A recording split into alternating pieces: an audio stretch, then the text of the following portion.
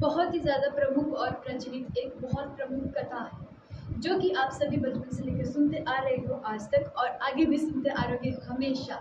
ये कथा एक ऐसे महान हमारे हमारे श्री प्रभु मान्यता है श्री गणेश जी और कार्तिकेय जी के बारे में। ये कथा सुन करके आपके मन में बहुत सारे प्रश्न आते होंगे कि ऐसा क्यों या फिर ऐसा इसलिए या फिर कैसा। तो आइए मेरे साथ जानिए कि कैसे श्री गणेश जी और कार्तिकेय में से प्रथम श्री गणेश पूजनीय भगवान बने। अब श्री सर्वप्रथम पूजनीय भगवान कौन बनेंगे इसके पीछे या फिर कौन है जो उसके पीछे इतना समस्त वेदों के ज्ञान का निर्माता हो। तो एक बार की कथा है। एक बार क्या हुआ कि श्री गणेश जी और कार्तिकेय जी के बीच में एक बोल सकते हैं जिसको एक प्रतिबंध लगा।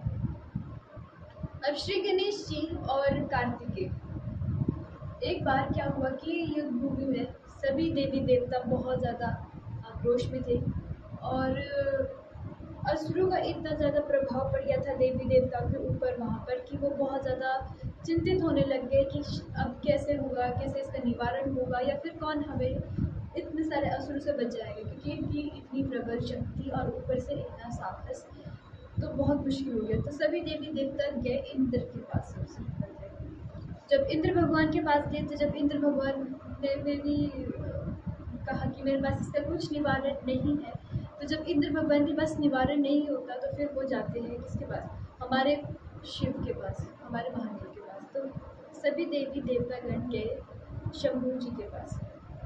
तो शिव भगवान ने हमारे कहा कि महादेव ने कहा कि अब इसका जो निवारण होगा वो ये मेरे दो पुत्रों में से कोई एक करेगा।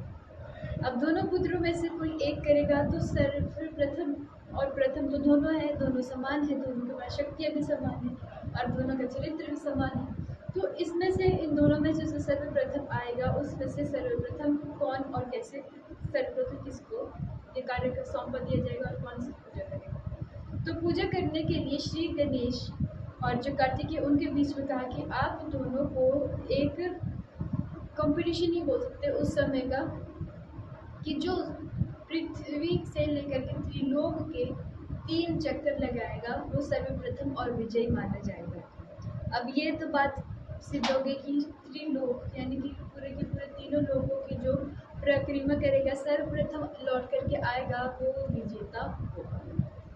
अब जो श्री गणेश जी है वो भी बुद्धिमत्ता और कार्तिकेय जी भी।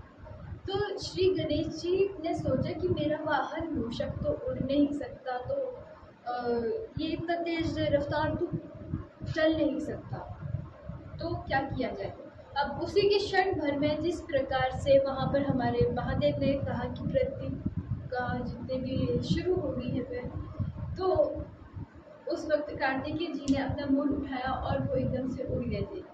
अब वो कार्तिकेय जी तो मोर से चढ़ करके उड़ गए थे, परंतु श्री गणेश जी वहीं पर रहे।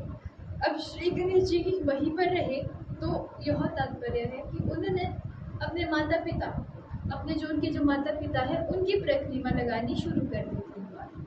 और जितने में तो कार्तिकेय जी वहाँ पर से एक तरफ से उड़ के गए होंगे वहाँ आगे की ओर, तो थोड़ा एक ही उन्होंने लोग में वो उड़े होंगे, परंतु वहाँ पर जो हमारे मान्य श्री गणेश जी है उन्होंने इस वक्त तक अपने माता पिता के 3 चक्कर यानी कि जो 3 चक्कर है वो लगा लिए।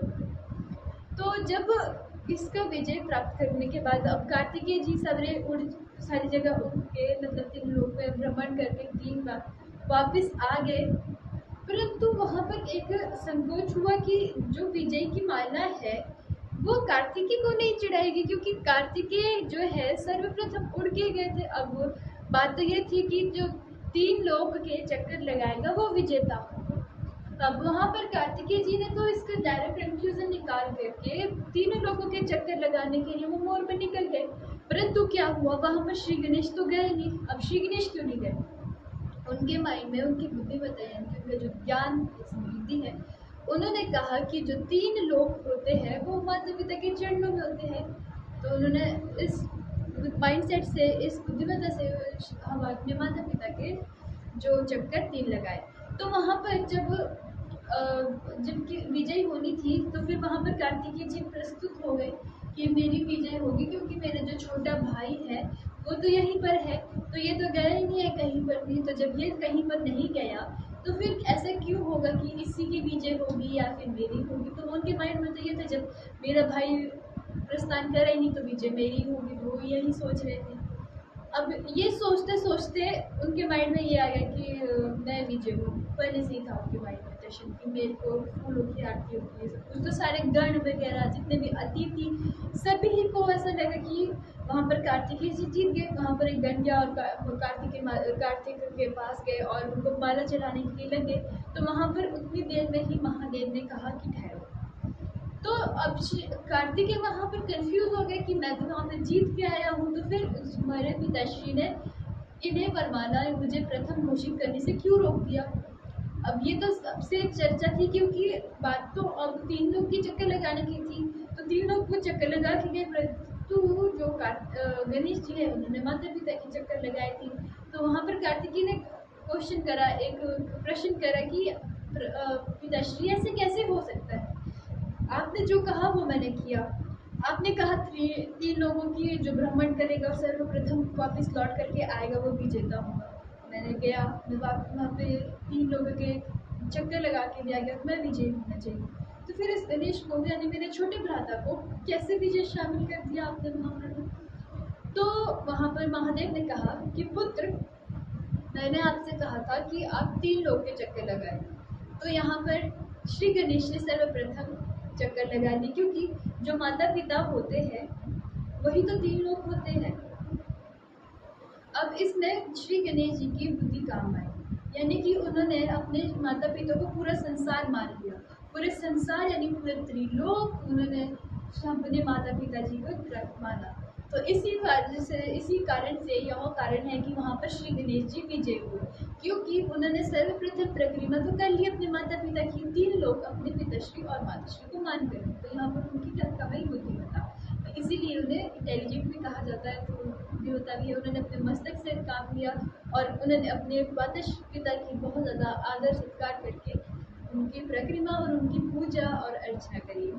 तो इसी से यही कारण है कि गणपति बाप्पा को उधर 3 जो लोग हैं उसमें उनको सर्वप्रथम घोषित कर दिया गया और कार्तिकेय उसमें दूसरे स्थान पर आए। परंतु वहाँ पर कार्तिकेय जी को भी बहुत ज़्यादा आदर और सत्कार मिला। यही है हमारे श्री गणेश जी की बहुत ही ज़्यादा एक सुंदर और अद्भुत कथा कि उन्होंने अपने ज्ञान से अपनी तीव्रता से बहुत ज़्यादा ध्यान दिया। अब अगर हम अपनी बुद्धिमत्ता अपने ज्ञान से सारी चीज़ों को समझते हैं और अगर उन पर ध्यान देते हैं तो क्या कुछ नहीं हो सकता। परंतु अगर हमारा ध्यान और धैर्य ही हमारे पास ना हो तो कुछ भी नहीं हो सकता। यही बहुत ज़्यादा विशेष कारण था कि श्री गणेश जो हमारे गणेश है वो सर्वप्रथम दिखाए गए। अब श्री गणेश जी की बाल कथाएँ और भी बहुत ज़्यादा प्रचलित है, जिसमें कि उनके मोदक खाना, अब मोदक उनके चुराना या फिर मूषक के संग जाना, मूषक कैसे उनके जो है सारथी बने, कैसे भगवान श्री गणेश जी ने मूषक को अपना वाहन बनाया। इसके पीछे एक बहुत ही ज़्यादा ऐतिहासिक और बहुत ही ज़्यादा सुंदर एक कथा भी है। अब मैं इसके बारे में ही आपको बताऊंगी आगे कि कैसे मूषक उनके वाहन बने। परंतु हमारे जो श्री गणेश है वो बुद्धि के दाता है, जिसमें उनका एक मंत्र बहुत ज़्यादा विशेष रूप से सर्वप्रथम है। जो भी इस मंत्र का जाप करता है उसके पूरे के पूरे जितने भी विघ्न होते हैं सारे कार्य से पहले वो संपन्न हो जाते हैं। जैसे कि कोई भी विघ्न होता है तो वो विघ्न को हर लेते हैं, क्योंकि उन्हें विघ्नहर्ता भी कहा जाता है हमारे महाप्रभु श्री गणेश को। अब विघ्न का अर्थात क्या है कि हम जब भी कोई कार्य करते हैं तो उसमें विघ्न आ जाता है, वो कार्य किसी वजह से हो नहीं पाता है, उसे ही हम विघ्न कहते हैं। और विघ्नहर्ता हमारे जो एकमात्र प्रभु है श्री गणेश। तो इनका यही मंत्र है, वक्रतुंड महाकाय सूर्यकोटि समप्रभा निर्विघ्नं कुरु देव सर्वकार्येषु सर्वदा। यह मंत्र अगर कोई भी 108 बार कोई जाप कर ले तो बहुत ही ज़्यादा अपने जीवन में अपनी समृद्धि में आगे ऐश्वर्य और जितने भी कष्ट है निरोगी से बहुत अच्छा अपने जीवन को व्यतीत कर सकता है। इस मंत्र को 108 बार या फिर 1008 बार भी हम गा सकते हैं या फिर सुन सकते हैं या फिर उनके साथ बोल सकते हैं, या फिर दूसरी चीज़ हम मेडिटेशन कर सकते हैं, जिस वजह से हमारा जो दिमाग है, जो हमारे दिमाग में सब कुछ इतना कुछ चलता रहता है वो एकदम से स्थिर और शांत हो सकता है मेडिटेशन के थ्रू। अब ये मानती हूँ मैं कि सर्वप्रथम यानी कि जब भी हम कोई प्रथम कार्य करते हैं तो उसमें मेडिटेशन करना बहुत ही ज़्यादा डिफिकल्ट हो जाता है। इतना डिफिकल्ट हो जाता है फर्स्ट टाइम कि कुछ भी दिमाग में नहीं बैठ पाता है, लगता है कि फ़ोन को हाथ लगा ले या कहीं पे आगे आइस ओपन करके बाहर चले जाए। परंतु हमें एकाग्र होकर एक तीव्र होकर अपने मन को उसको अपने किसी कार्य पे बांधना होगा, तब जाके कहीं पे मेडिटेशन होगी और हम थोड़ा अपने मन को और अपने सुकून को शांत कर सकेंगे और एक अलग ही वाइब्रेशन होगी। तभी हमारा मन एकदम से शांत हो जाएगा, वर्तमान में जिएगा, भविष्य की इतनी चिंता नहीं करेगा। और चिंता का मतलब ये है कि चिंता करना ठीक है कभी कभी, परंतु उसके बारे में ज़्यादा चिंता भी ठीक नहीं होती है। थोड़ा सोचा आज का काम आज में हो तो अच्छा है, भविष्य तो किसी ने भी नहीं देखा, परंतु आज कर ले हम ज़्यादा कल का सोच ले ये ठीक रहता है।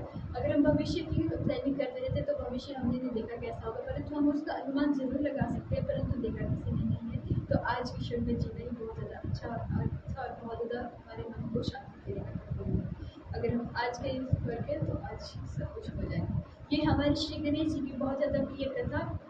और अब मैं आपसे दूसरी कथा में कैसे हमारे श्री गणेश जी का हम बना भूषण।